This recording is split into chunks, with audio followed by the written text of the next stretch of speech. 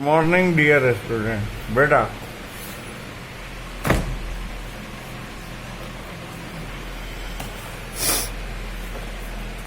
Science में देखो आप लोग जो है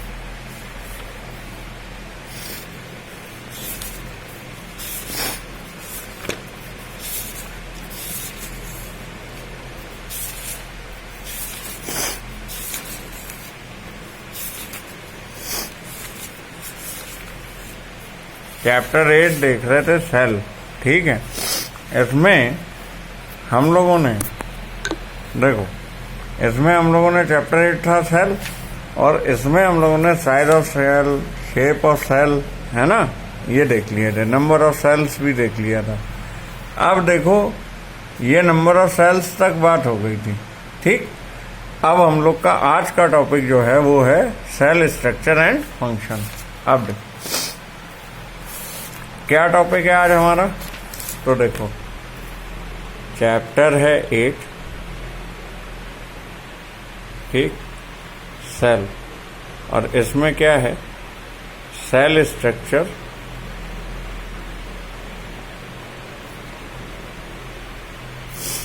and function.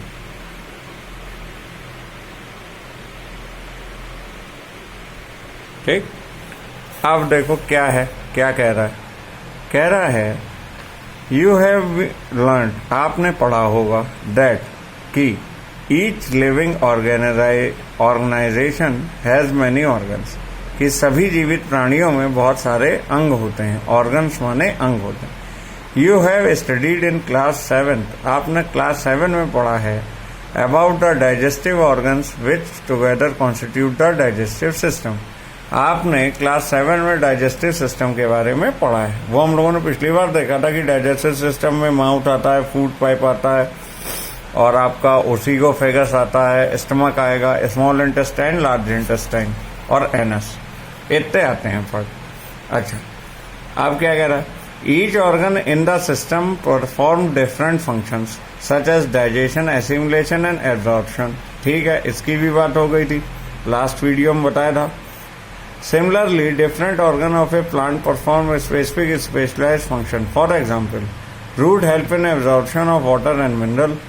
Leaves, you have learned in class 7, are responsible for synthesis of food. मतलब leaves जो plant में होते हैं वो food बनाने का काम करते हैं, roots water और mineral को absorb करते हैं. Each organ is further made up of smaller parts called tissue. A tissue is a group of similar cells performing a specific function. यहीं तक हम लोगों ने पिछली बार लिया था। अब आ गया पार्ट्स ऑफ सेल। ठीक है, पार्ट्स ऑफ सेल देख लेते हैं। तो सेल मेम्ब्रेन, तो क्या था, basic component of cell are cell membrane, cytoplasm and nucleus. अब इसको नोट कर लो जरा, क्या है,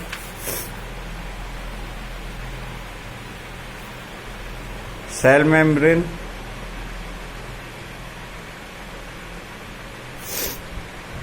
साइटोप्लाज्म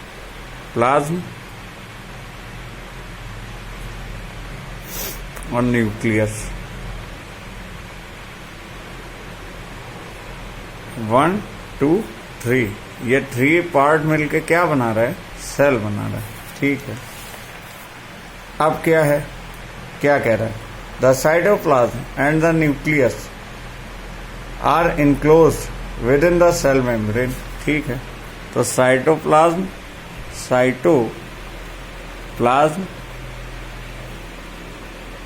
एंड न्यूक्लियस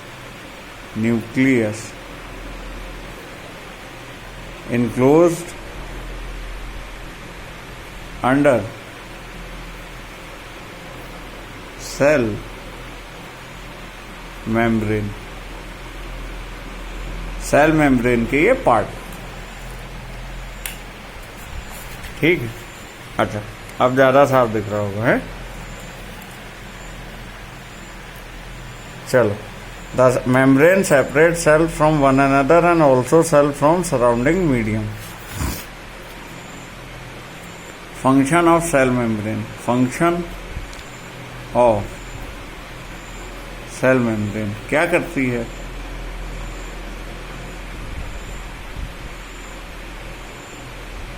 क्या फंक्शन है, सेपरेट क्या कर रही है? Separate cells from one another, separate cells from one another, एक सेल को दूसरे सेल से अलग करती है। फ्रॉम वन अनदर, एक सेल को दूसरे सेल से अलग करती है। एक सेल को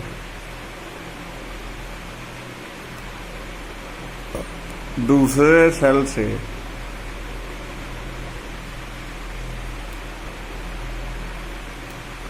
अलग करती है।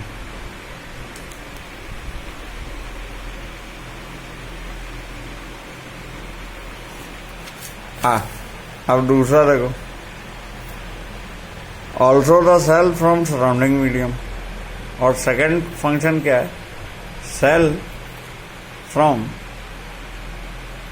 सराउंडिंग मीडियम, सराउंडिंग मीडियम यानी blood.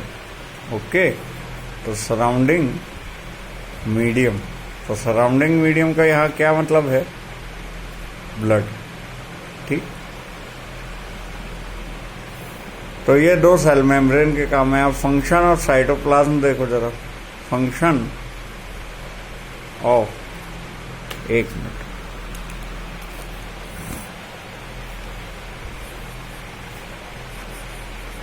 Function of cell membrane.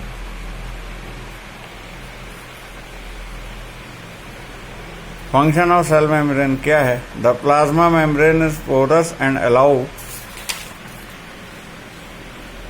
Movement of substance और material both inward and outward. Cell membrane देख लिया, फंक्शन ऑफ सेल मेम्ब्रेन देख चुके हैं। अब क्या देख रहे हैं? Function of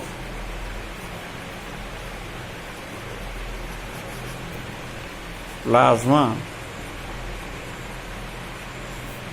membrane. ये क्या करती है भाई? ये पहली बात तो पोरस है, और पोरस होने की वजह से, छेद होने की वजह से क्या करती है? Inward and outward movement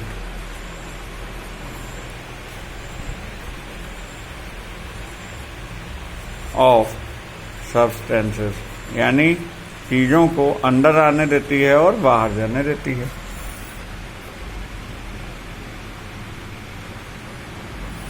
the boundary of the onion cell is cell membrane covered with another thick covering called cell wall. ठीक है, सेल मेम्ब्रेन किससे कवर्ड होती है? Cell membrane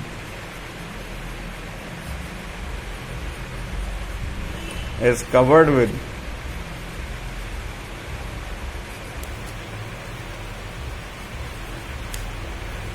cell wall. ठीक है, सेल वॉल से कवर्ड होता है, लेकिन होता किसमें? सेल वॉल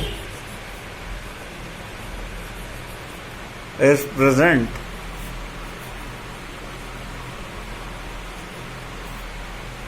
इन plant cell, plant cell, plant cell में ही होते हैं। ठीक है, the central dense round body in the centre is called nucleus. Nucleus क्या है? What is nucleus? कोई आपसे आस्क करे व्हाट इज न्यूक्लियस, तो क्या कहेंगे? The central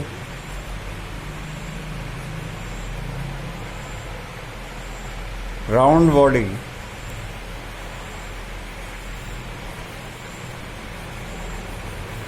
in the center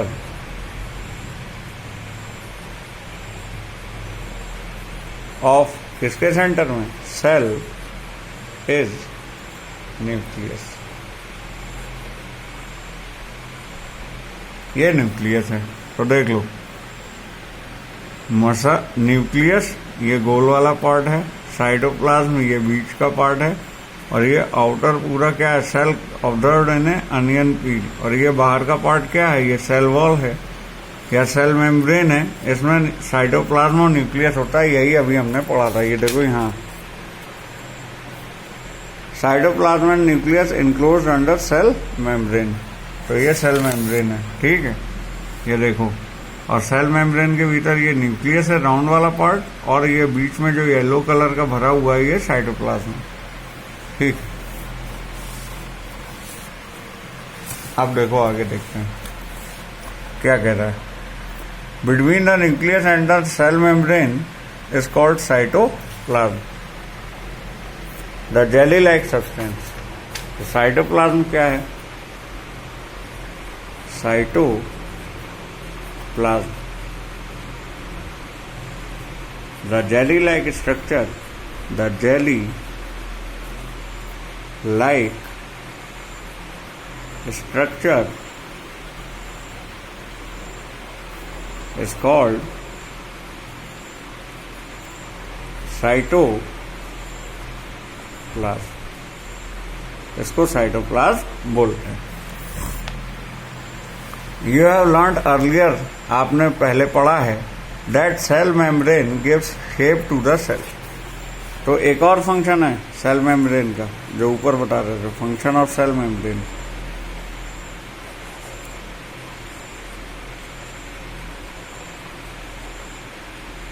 क्या है? Cell membrane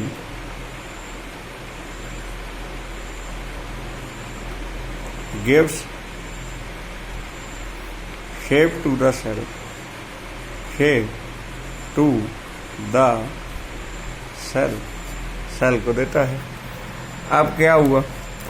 the additional layer surrounding the cell membrane is required by plant for protection. Plant cell need protection against variation in temperature, high wind speed, atmospheric moisture. They are exposed to these variation, they cannot move.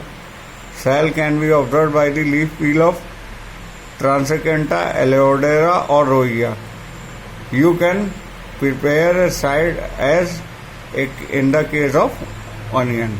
Okay.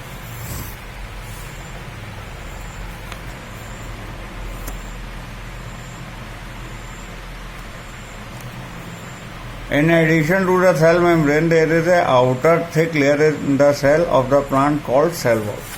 ठीक है, अब यहाँ लिखेंगे in addition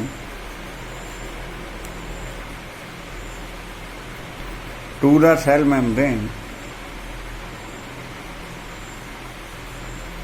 cell membrane के भी बाहर जो है cell membrane, the thick outer covering, the thick outer covering is called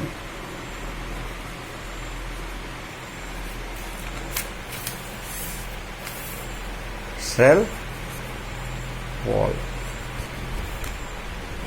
present in plant। ये ध्यान रखना, प्रेजेंट इन प्लांट है, एनिमल सेल की बात नहीं कर रहा, प्लांट सेल की बात कर रहा, प्रेजेंट इन प्लांट, ठीक है, इन प्लांट सेल्स, ठीक। और क्यों होता है? Cell wall is required, cell wall is required, क्यों चाहिए होता है? तो देखो किस किस चीज के लिए चाहिए होता है, पहला, दूसरा, तीसरा। क्या कह रहा है? Plant cell need protection against variation in temperature, high wind speed, atmospheric moisture.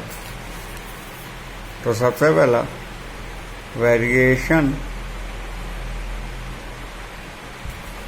In temperature,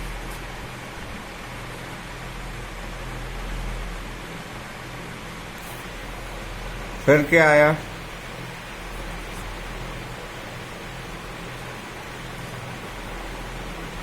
weather condition, weather condition में क्या आया? हाई विंड स्पीड, और क्या आया? सेकेंड पॉइंट, एटमॉस्फेरिक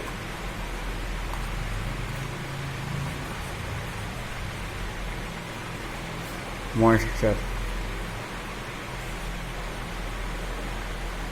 आप कहो कि जो है ये मॉइस्चर, ये गलत हो गया, सॉरी, ये मॉइस्चर ऐसे लिखा जाएगा, ओके, मॉइस्चर। अच्छा, अब देखो ये जो वेरिएशन इन टेम्परेचर है, तो temperature,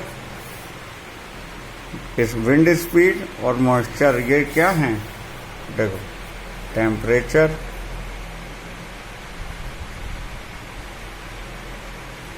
comma wind speed comma moisture, ये सब क्या है? ये वेदर कंडीशन है।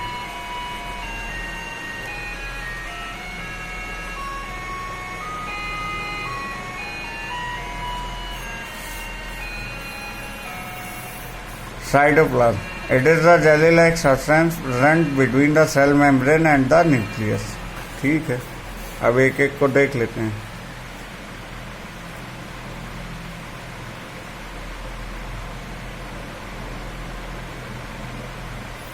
Cell membrane, nucleus, cytoplasm.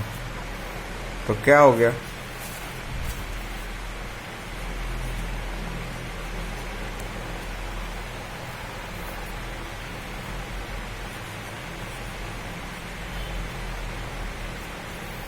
jelly like structure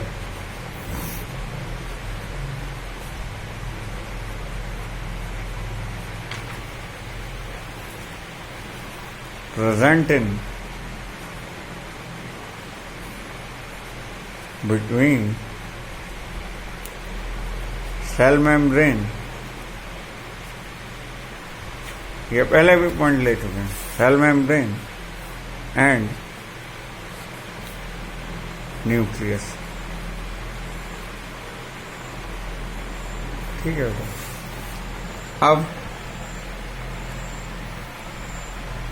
various other component और organelles of cell are present in the cytoplasm. तो इसमें और क्या प्रेजेंट है? Organelles are present in cell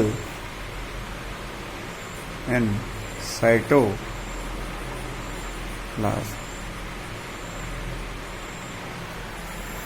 और क्या देखें?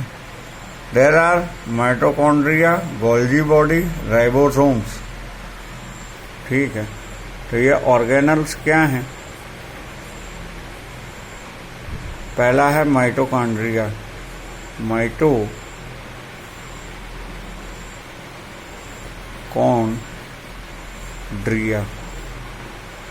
आपको स्पेलिंग और देख के लिखनी है। ठीक, mitochondria, then Golgi body, Golgi bodies. ठीक है, और क्या है? तो राइबोसोम्स, राइबोसोम्स। यानी ये 3 ऑर्गेनल्स हैं, mitochondria, Golgi body, ribosomes. Present किस में है? साइटोप्लाज्म। ये साइटोप्लाज्म के पार्ट हैं। ठीक, और इनको हायर क्लास में पढ़ेंगे। Nucleus, it is an important component of the living cell. It is generally spherical and located in the center of cell. It can be strained and seen easily with the help of microscope. Nucleus is separated from cytoplasm by membrane called nuclear membrane. अब देखो नई जानकारी में, nucleus होता कैसा है? Spherical in shape.